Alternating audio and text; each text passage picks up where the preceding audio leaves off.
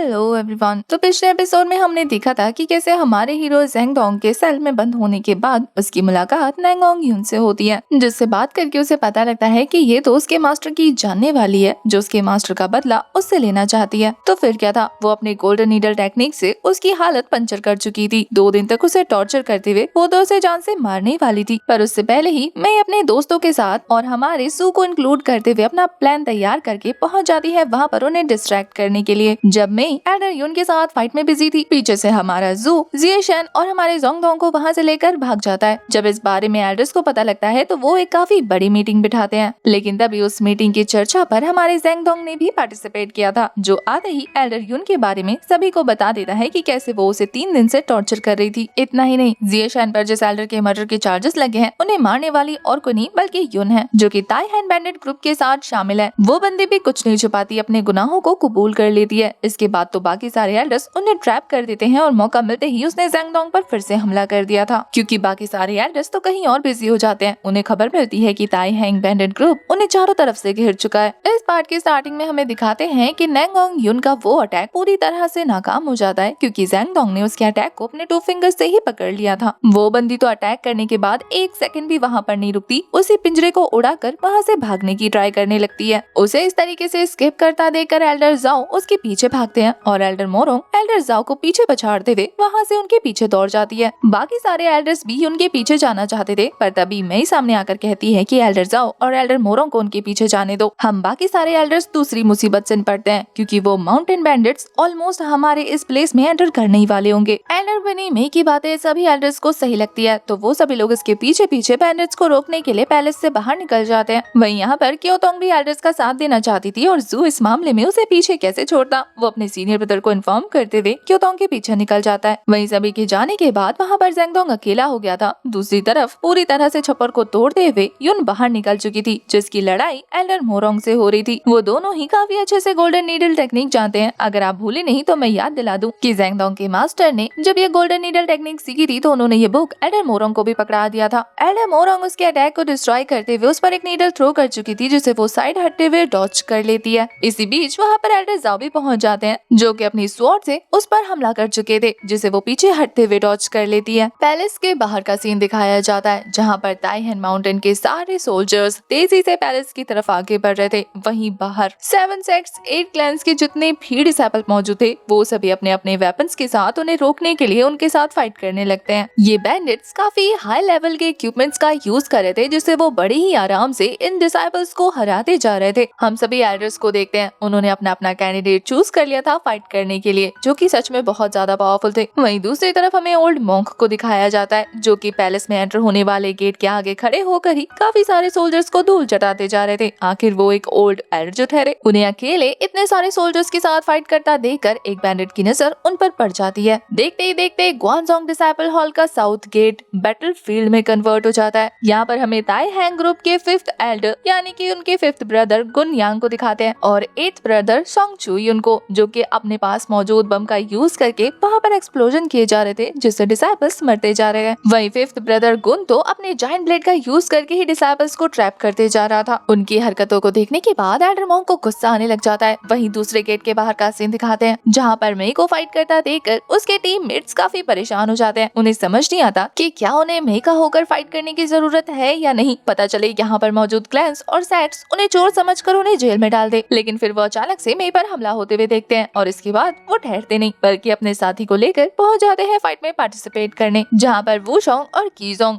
जोर शोर से उन लोगों का मुकाबला करते जा रहे थे। उन लोगों को फाइट में इंक्लूड होता देखकर मैं भी उन्हें ऑर्डर देती है कि तुम इस साइड से नहीं लेफ्ट साइड से फाइट करो, क्योंकि वहाँ पर ज्यादा चोर हैं। फाइट के दौरान उन्हें इस बात का भी ध्यान रखना था कि वो फाइट करते करते अपनी चीफ की आइडेंटिटी रिवील ना कर दे। ग्वानजोंग को दिखाते हैं, जो फिर से अपने पपेट को भेज देता है बाकी सारे सोल्जर्स के साथ फाइट करने के लिए। तभी उन लोगों के फाइट के दौरान वहाँ पर उन पर एक शैडो मॉन्स्टर हमला कर देता है और ये मॉन्स्टर और किसी का भेजा हुआ नहीं बल्कि ताई हैंग ग्रुप के बाकी सारे ब्रदर्स का भेजा हुआ है। वो सारे 11th 9th 10th और 12th खुद को इतनी फनी तरीके से इंट्रोड्यूस करते हुए उन लोगों को चैलेंज करते हुए कहते हैं कि देखला कुछ दिनों में ताई हैंग मार्शल वर्ल्ड पर रूल करेगा। मई को पता था कि ये लोग झूठ नहीं बोल रहे, तभी उनकी एक और कारस्तानी उनके सामने आ जाती है जब उसे देखने को मिलता है कि एल्डर मॉन्ग पर लगातार एक्सप्लोजन से हमला हुआ जा रहा है और वो सिचुएशन को हैंडल नहीं कर पा रहे। इसीलिए मई कीसोंग को ऑर्डर देती है कि जाकर मास्टर ताई लॉन्ग की इमीडिएटली हेल्प करो। उनके वहाँ से जाने के बाद उसके बाद वो ली वुशोंग को ऑर्डर देती है कि जल्दी से दीवारों पर अटैच रोप्स को काट दो, क्योंकि उसी की हेल्प से बाकी सारे सोल्जर्स एक एक करके अंदर एंटर हो रहे हैं। तभी ग्वानजोंग कंसर्न दिखाते हुए कहता है कि चीफ हम आपको अकेला छोड़कर नहीं जा सकते, पर वो कहती है कि फिक्र मत करो, मैं इतनी जल्दी नहीं मरने वाली। उसने साउथ गेट को काफी अच्छे से संभाला हुआ था। सीन शिफ्ट होता है और हमें वेस्ट गेट का सीन दिखाते हैं। सिचुएशन वहाँ की बहुत ज्यादा खराब हो चुकी थी। तियानजियान सेट के चीफ एल्डर को तो ऑलमोस्ट घायल कर दिया गया था और बाकी सारे चीफ डिसाइपल्स को जान से मार दिया जाता है, वो भी उन्हीं की आंखों के सामने टॉर्चर करते हुए। ये देखकर तो क्योतोंग के साथ साथ बाकी सारे डिसाइपल्स भी बहुत ज्यादा हताश हो जाते हैं। जिएशन जो कि ईस्ट गेट को संभाल रही थी, वो भी ये नजारा देखकर अपने गुस्से को संभाल नहीं पाती, बल्कि जिसके साथ फाइट कर रही थी उस पर अपना सारा एग्रेशन शो करने लग जाती है। जिससे वो फाइट कर रही थी वो बंदा उसके इस पावर को संभाल नहीं पाता और हिट होकर जमीन पर गिर जाता है। वहीं उसी से थोड़ी दूर पर हमें क्योतोंग को दिखाते हैं। उसकी फाइट एक काफी जायंट इंसान से हो रही थी, जिसके शील्ड में वो अपनी स्पिरिचुअल पावर ट्रांसफर कर रहा था। उसका शील्ड बहुत ज्यादा भारी था। फाइट करते हुए वो क्योतोंग के साथ बदतमीजी भी कर रहा था, उसका रास्ता रोकते हुए। वो तो कहने लगता है कि मैं तो तुम्हें ऑलरेडी पसंद करने लगा हूँ ब्यूटीफुल लेडी, अब इसके बाद तुम्हें कहीं और जाने की इजाजत नहीं। ये सारा नजारा देखकर तो जू का खून खौलने लग जाता है, लेकिन वो अभी कुछ नहीं कर पा रहा था क्योंकि उस पर भी काफी सारे स्मॉल वेपन से हमला हो रहा था। पर तभी इसी बीच जब वो खुद को बचा रहा था, वो नोटिस करता है कि क्योतोंग पर वो बंदा अपने शील्ड से हमला कर रहा है। तो वो उस अटैक को ब्लॉक करने के लिए अपने शील्ड को उसकी तरफ थ्रो कर देता है, जिससे हिट होने के बाद वो मोटू इंसान काफी दूर जाकर गिरता है। इधर उतनी ही देर में दूसरा वाला बंदा भी हमारे क्योतोंग के साथ फाइट करने लग गया था और अब वो दोनों मिलकर क्योतोंग पर भारी पड़ रहे थे। ये देखकर जू का गुस्सा सातवें आसमान पर पहुंच जाता है। वो ये कहते हुए क्योतोंग के पास आ गया था कि अगर खबरदार मेरी वाइफ को कुछ करने की कोशिश की तो। वो इतना ज्यादा गुस्सा हो चुका था कि सबसे पहले तो उस मोटे इंसान को दूर भगाता है, उसके बाद दूसरे ब्लेड वाले पर्सन के साथ फाइट करने लग जाता है। वो उस बंदे पर इतने गुस्से में और इतनी तेजी के साथ एक्यूप्रेशर पॉइंट्स को प्रेस कर रहा था कि बेचारे को रिस्पॉन्स करने का मौका ही नहीं मिलता और वो किसी धोबी की तरह उस बंदे की अच्छी खासी कुटाई करने के बाद उसे दूर फेंक देता है। उसका ये इम्प्रेसिव लुक देखकर तो हमारी क्योतोंग फुल खुश थी, पर जू इस मोमेंट को एंजॉय करने से पहले ही उस बड़े से दानव के हाथों से पिट जाता है, क्योंकि उसने फिर से अपने उस बैरियर को उठा लिया था और वो उसी से हिट करके जू को दीवार से टकरा देता है। जू को तो इस पर इतना ज्यादा गुस्सा आ रहा था कि ये बेवकूफ आदमी फिर से सामने आ गया। वही उस टकले को भी हमारे जू पर इतना ही तेज गुस्सा आ रहा था, क्योंकि उसने उसकी ब्यूटीफुल लेडी को जो उससे बचा लिया। तो वो क्या करता है, अपनी शील्ड को आगे करते हुए हमारे जू पर एक जबरदस्त स्वॉर्ड अटैक करने वाला था। क्योतोंग की सांस भी उसके हलक में अटक जाती है। तभी अचानक से एक एरो उस पर शूट होता है और वो बंदा वहीं ढेर हो जाता है। पता चलता है कि इस एरो को हिट करने वाला बंदा और कोई नहीं बल्कि हमारा हीरो ज़ेंगडोंग है, जो कि फाइट में पार्टिसिपेट करते हुए कह रहा था कि टकले, मेरे जूनियर ब्रदर को कुछ भी करने से पहले तुझे मुझसे निपटना होगा। हमारा ज़ेंगडोंग यहाँ अपने भाई के इस बो और एरो का यूज करके फाइनली अपने ज़ेंग फैमिली के टेक्निक्स को फॉलो करेगा। ज़ेंग फैमिली की आर्चरी टेक्निक्स काफी ज्यादा कमाल की थी। एक ही अटैक से ही दुश्मन ढेर हो जा रहा था। अब ज़ेंगडोंग ने उस गेंडे को निपटा दिया था, तो फाइनली क्योतोंग जाकर जू को चेक करती है। अब तो उसकी सांस में सांस आई थी। वहीं जू भी अपने सीनियर ब्रदर को थैंक यू करते हुए कहता है कि आप ऑन टाइम पे आए थे, अगर एक सेकंड भी लेट हो जाते ना तो मैं तो यही निपट जाता। ज़ेंगडोंग भी लाइक, मुझे तो तेरा थैंक यू बोलना चाहिए जो तू इस सिल्वर बो को मेरे लिए यहाँ तक कैरी करके ले आया। उनकी बातों के बीच में उन्हें वहाँ पर एक जबरदस्त शोर सुनाई देता है। पता चलता है कि ये शोर मचाने वाले बंदे और कोई नहीं बल्कि ताइहेन माउंटेन ग्रुप्स के बंदे हैं, जो कि काफी ज्यादा अमाउंट में वेस्ट गेट के सामने खड़े हो चुके हैं। वहाँ पर उनकी तादाद बढ़ती देखकर हमारा ज़ेंगडोंग अपने एरो का यूज करता है। रेन ड्रॉप्स मेथड से उसने मल्टीपल एरोस को उनकी तरफ शूट कर दिया था, जिससे एक ही बार में देखते देखते काफी सारे डिसाइबल्स मारे जाते हैं। अपने इतने सारे भाइयों के मारे जाने पर उनके थर्ड ब्रदर को काफी ज्यादा गुस्सा आ रहा था। वो ज़ेंगडोंग की तरफ देखते हुए कहता है कि कौन है वो कमीना जिसने मेरे भाइयों को जान से मारने की कोशिश की। हालांकि अपने नुकसान को और ज्यादा कम करने के लिए उसने अपने स्वॉर्ड स्लैश से ज़ेंगडोंग के बाकी अटैक्स को ब्लॉक कर लिया था। वो काफी ज्यादा एग्रेशन के साथ हमारे ज़ेंगडोंग से उसकी आइडेंटिटी पूछ रहा था। ज़ेंगडोंग खुद को इंट्रोड्यूस करते हुए कहता है कि मेरा नाम ज़ेंगडोंग है, ज़ेंग फैमिली का इकलौता वारिस हूँ मैं और मू तियानहाओ का सीनियर डिसाइपल। उसके बारे में सुनकर ये बंदा अचानक से उसे नोटिस करते हुए कहता है कि अच्छा तो वो तू है। तेरी तो मैं। इससे पहले कि वो अपने सेंटेंस को कंप्लीट करता तभी उसकी आवाज उसके गले में ही दब कर रह जाती है, क्योंकि बाकी सारे डिसाइपल्स के साथ साथ क्योतोंग और जिएशन ने उसे चारों तरफ से घेर लिया था, क्योंकि वेस्ट गेट को हमारे हीरो ने अपने अटैक से पूरी तरह से खाली कर दिया था और अब वहाँ पर ज्यादा मेंबर्स नहीं बचे। तो इसी मौके का फायदा उठाते हुए इनका ग्रुप्स उनके ग्रुप को घेरना शुरू कर देता है। बेचारे की जान हलक में आ चुकी चुकी थी। पैर उसके कांपना शुरू कर देते हैं।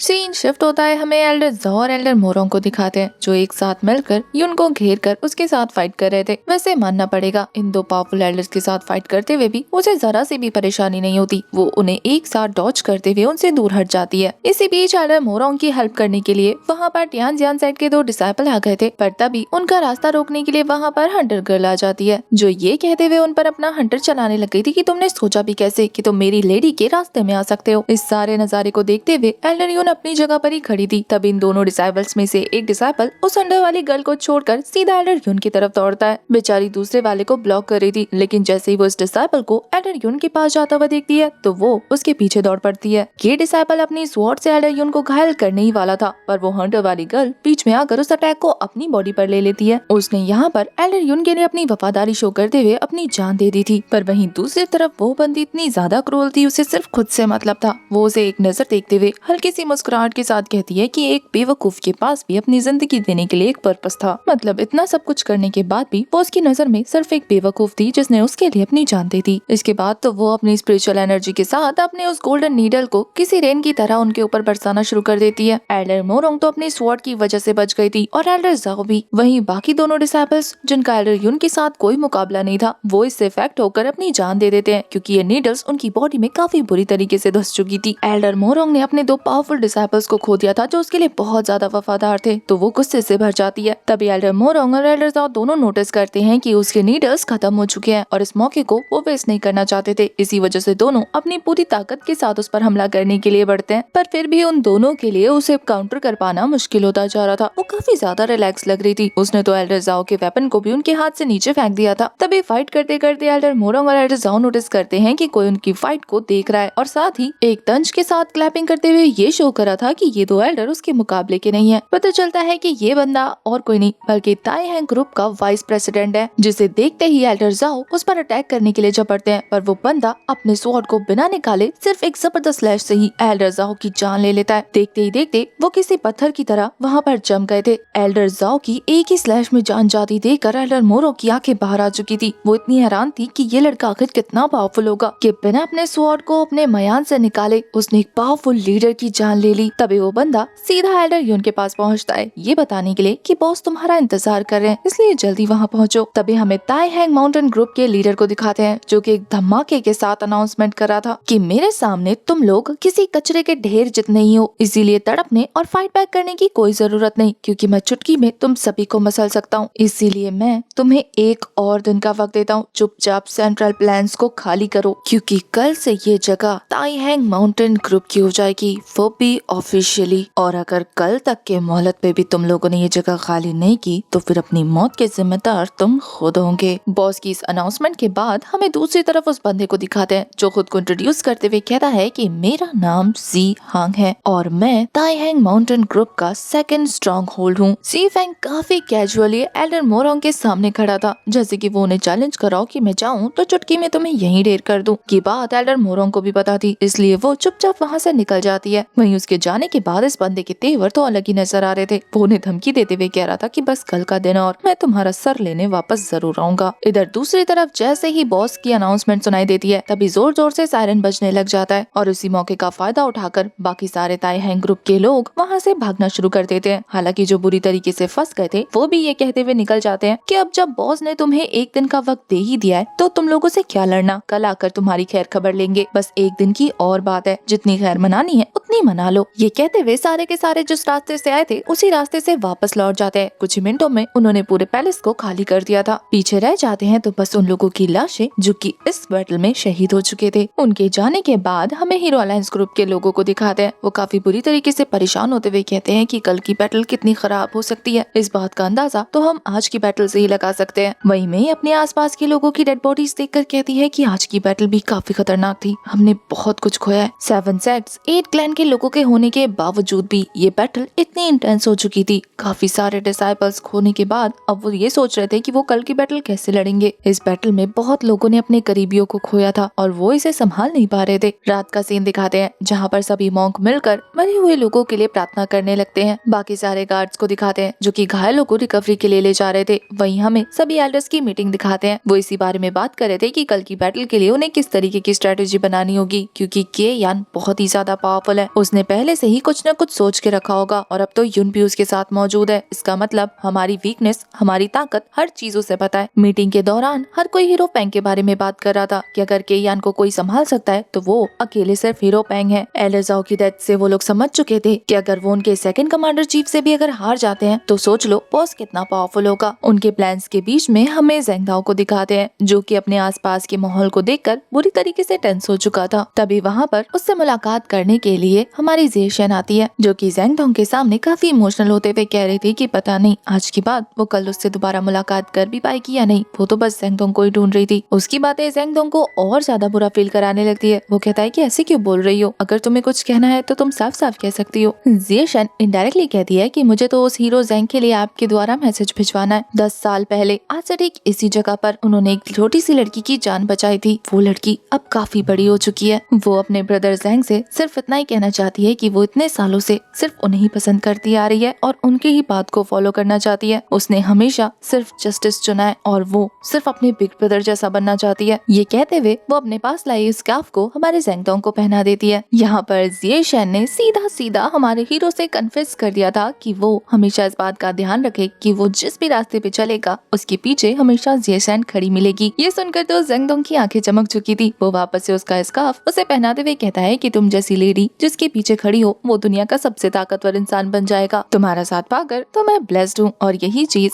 ज़े शेन भी उसको कहती है। यहाँ फाइनली दोनों ने एक दूसरे के लिए अपने दिल में मौजूद उस सॉफ्ट कॉर्नर के बारे में एक्सप्रेस कर दिया था। ज़े शेन कहती है कि मुझे नहीं पता कल का बैटल कितना इंटेंस होगा, लेकिन आप मुझसे प्रॉमिस करें कि आप वापस जरूर आएंगे। ज़ेंग दाओ प्रॉमिस करता है। वहीं इसी के साथ सीन शिफ्ट होता है और हमें जेल के अंदर उस बंदे को दिखाते हैं जो कि क्योतोंग पर हमला कर रहा था और ज़ू ने उसकी हालत खराब कर दी थी। क्योतोंग उस बंदे को सेल में बंद करने आई थी, तभी उसके पीछे पीछे वहाँ पर ज़ू भी पहुँच जाता है। वैसे ज़ू की बातों से ये इशारा मिल रहा था कि हीरो फैंग को ढूंढने का काम और किसी को नहीं बल्कि ज़ेंग दाओ और ज़ू को मिला है। और ये क्योतोंग को बताते हुए वो कहता है कि मैं प्रॉमिस करता हूँ मैं उन्हें ढूंढ कर जरूर लाऊंगा। क्योतोंग को भी उस पर पूरा यकीन था। इसके बाद तो ज़ू सीधा सीधा हमारी क्योतोंग से पूछ लेता है कि जब ये सारा मामला शांत हो जाएगा तो क्या तुम मेरे साथ मेरी सिटी चलोगी? अगर तुम चाहो तो तुम मेरे साथ चल सकती हो या फिर मना भी कर सकती हो, लेकिन तुम्हारा जो भी डिसीजन हो तुम मुझे अभी बता दो, क्योंकि कहीं ना कहीं वो भी जानता है कि चीजें कितनी इंटेंस हो चुकी है और क्या पता वो रहे या ना रहे और ये उसकी आखिरी मुलाकात हो। उसे नहीं पता उसे क्योतोंग के आगे दोबारा खड़े होने का मौका मिलेगा भी या नहीं और वो ये सवाल दोबारा पूछ भी पाएगा या नहीं। तो वो आज ही क्लियर हो जाना चाहता है कि क्योतोंग उसे लेकर क्या सोचती है। क्या वो उसके साथ उसकी सिटी वापस चलेगी या हमेशा हमेशा के लिए यहीं पर सारा रिश्ता खत्म कर देगी। क्योतोंग इस सवाल को सुनकर सहम जाती है क्योंकि वो भी जानती थी कि पता नहीं कल कौन जिंदा रहे और कौन मारा जाए और वो अगर ज़ू के साथ रहना भी चाहे तो क्या ये पॉसिबल होगा। पर ज़ू उसके पास आते हुए कहता है कि यही तो मैं तुमसे कहना चाहता हूँ कि अगर तुम मेरे साथ रहना चाहती हो तो मैं मरना भी तुम्हारे पास चाहूंगा। ज़ू की बातें क्योतोंग की आंखें खोल देती है। वो काफी ज्यादा हेसिटेट करते हुए इस बात को एक्सेप्ट कर लेती है कि वो अपनी पूरी जिंदगी ज़ू के साथ बिताना चाहती है। इतना सुनना था कि हमारा हीरो खुश होते हुए उसे गले लगा लेता है जैसे मानो उसकी बरसों की ख्वाहिश एक झटके में पूरी हो गई हो। क्योतोंग भी उसे हक बैक करते हुए वही प्रॉमिस लेती है जो हमारी ज़े शेन ने ज़ेंग दाओ से ली थी कि प्रॉमिस करो तुम सही सलामत मेरे पास वापस लौट के जरूर आओगे ताकि मैं अपनी आगे की जिंदगी सिर्फ तुम्हारे साथ जी सकूं। हमारा ज़ू तो खुशी खुशी प्रॉमिस कर देता है कि मैं तुम्हारे पास लौटकर जरूर आऊंगा। ये मोमेंट बहुत ज्यादा हार्ट टचिंग था। इसी के साथ नेक्स्ट मॉर्निंग का सीन दिखाते हैं जहाँ पर ज़ू फटाफट से ज़ेंग दाओ के पास पहुँचता है जो पहले से ही सफर पर जाने के लिए तैयार था। उनकी बातों से पता चलता है कि एल्डर ने इन दोनों को इसीलिए चूज किया है क्योंकि लाइटनिंग स्पीड का यूज हमारे ज़ेंग दाओ से बेहतर और कोई नहीं कर सकता और सबसे कम वक्त में अगर हीरो फैंग को कोई ढूंढ सकता है तो वो सिर्फ ज़ेंग है क्योंकि एक वक्त पर वो हमारे अंडरवर्ल्ड का नंबर 1 डिटेक्टिव था जो किसी को भी ढूंढ कर निकाल सकता था। यहाँ पर उनकी मुलाकात वो शौक से होती है जिसने 3 दिन तक बिना आराम किए वहाँ पर गड्ढा खोद के तैयार किया हुआ था। असल में ये गड्ढा उसने इसलिए बनाया था ताकि वो ज़ेंग दाओ, ज़ू और ज़े शेन को इस सेट से बचाकर बाहर ले जा सके, लेकिन उसे क्या पता था कि ये गड्ढा उन्हें उनकी हेल्प करने में हेल्प करेगा। फिर क्या था, उस गड्ढे का यूज करके वो दोनों फटाफट से पैलेस से बाहर पहुँच जाते हैं। जंगल के बीचों बीच निकलने के बाद वो लोग आस पास नजर दौड़ा कर देख रहे थे कि कहीं कोई खतरा है या नहीं। मौका मिलने पर, रास्ता साफ होने पर वो आगे बढ़ जाते हैं, पर कुछ दूर चलने पर ही हमारे ज़ेंगडोंग को कुछ फील होता है। देखते ही देखते